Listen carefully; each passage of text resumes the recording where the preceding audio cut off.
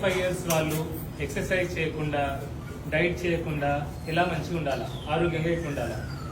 చేయొద్దు, జిమ్కి వెళ్ళొద్దు, ఎక్సర్సైజ్ చేయొద్దు అంటలేను, డైట్ చేయొద్దు అంటలేను.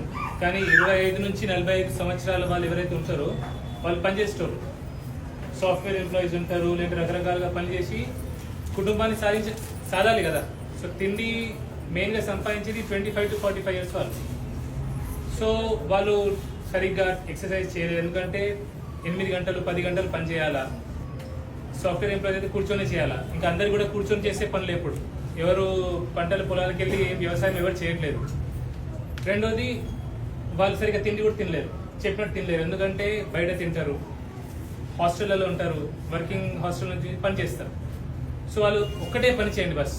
ఇది చేతులు జోడించి అందరికీ, ఎవరికైతే పెద్దోళ్ళు ఇక్కడ ఉన్నారో వాళ్ళ పిల్లలకు కూడా మీరు ఒక్క విషయం చెప్పండి. ఎందుకంటే 20 సంవత్సరాలు 30 సంవత్సరాలకి బీపీలు షుగర్లు వస్తున్నాయి కదా చాలా మందికి. ఈ ఒక్క పని చేయండి, ఏంటంటే గంటకు ఒకసారి అలారం పెట్టుకోండి. మార్నింగ్ ఎప్పుడైతే లేస్తారో 1 అవర్కి ఒకసారి అలారం, ఒక 10 అలారమ్స్ పెట్టుకోండి. సపోజ్ 7ంటికి లేస్తే 7 నుంచి సాయంత్రం 5 వరకు అట్లా గంటకు ఒకసారి అలారం పెట్టుకొని ఇది ఒక్కటే చేయండి. ఉన్న ప్లేస్ నుంచి లేచి ఇట్లా అంటారు దీన్ని, ఓకే, ఇలా కూర్చొని 1 2 3 ఓన్లీ 10 times, 10 సార్లు సరిపోతుంది. 1. రెండోది ఈ పాదాలు చూడండి, ఇట్లుందా, 1 2 3 ఇట్లా 10 times ఓన్లీ తెచ్చేయాలి. నిమిషం కూడా పట్టదు, 30 40 50 సెకండ్లు అయిపోతాయి పని.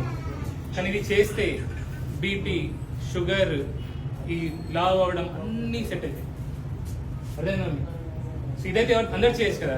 సపోజ్ లేదు నాకు, నేను ఇలా చేయలేనంటే ఉన్న కుర్చీ నుంచి లేచి నిలబడాలంతే. ఏదో కుర్చీలో కూర్చుంటారో దాని నుంచి ఒక 10 సార్లు లేచి కూర్చోవాలి అంతే. ఇది అందరు చేయొచ్చు.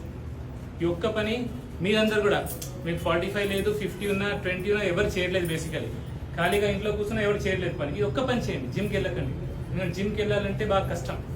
వెళ్ళాలా, నాకు వెయిట్స్ అంటే కష్టం కదా. ఈ పని నేను ఈ రోజు నుంచి స్టార్ట్ చేస్తున్నాను. సో మంచి పని కాబట్టి మీ అందరు చెప్తున్నాం, ఓకే.